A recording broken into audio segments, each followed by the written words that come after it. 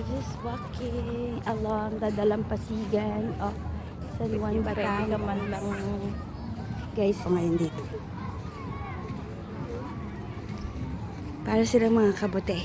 Ang dami nila. Good thing we have our own private villa. Casa Kalinawan. Please, hindi kami nakipagsiksikan. Thank you to our Tita Bing and the rest of the family. Of the Guico family. Sila nag-picnic lang sila. Oh, bakit naman hindi? Kaya lang mainit na yun, mama.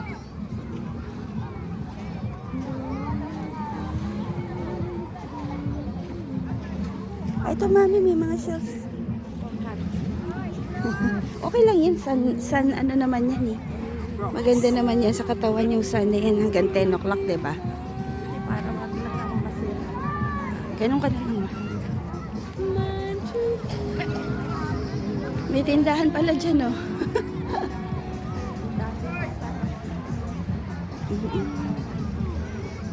Sana tayo makapag-outing din tayong family natin.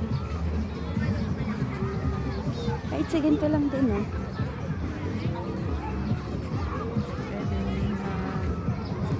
Magre-rent ng bahay. Oh, yung ganyan lang, oh. Yung sa kubo-kubo lang. Diba? Uwian nga lang.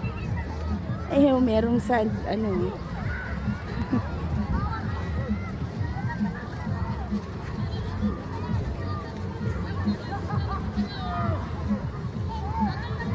ito guys, this is how many people here. Yesterday, sabi sa amin nung pagpasok namin dito, it has 7,000 people here in San Juan, Batangas na daw. So, hindi ko sure kung nabawasan ba or nadagdagan.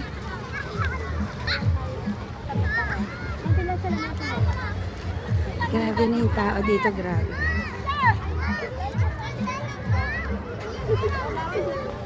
Oh, balik na tayo? Oh, tara, bumalik na tayo. Exercise naman to eh.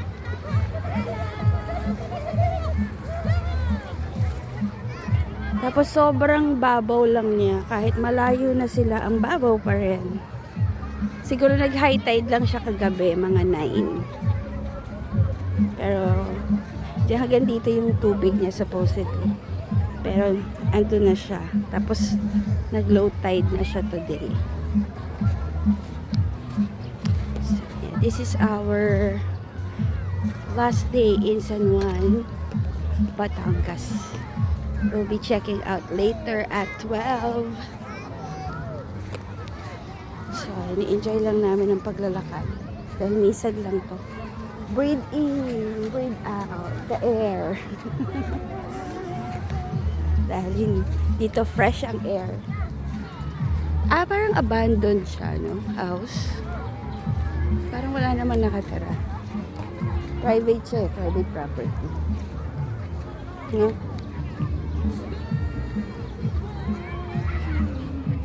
Wala siyang ano.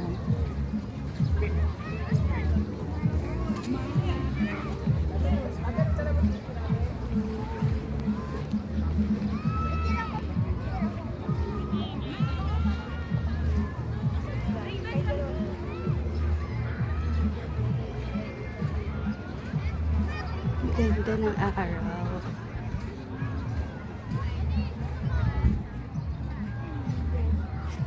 Ito ang dalawa, oh, nag-picnic lang sila.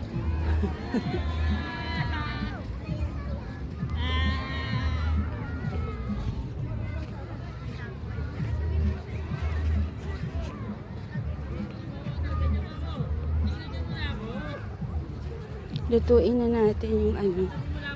Lutuin ko na yung mga embotida. Hotdog daw.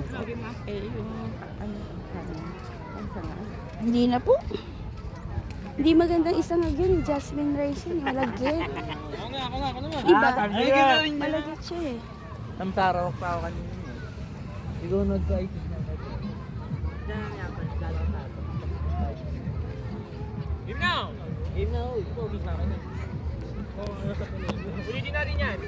Game na?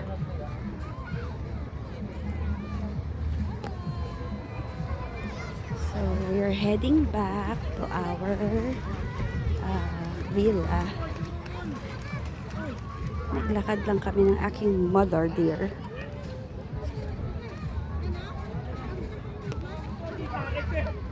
So, yun lang. Bye-bye.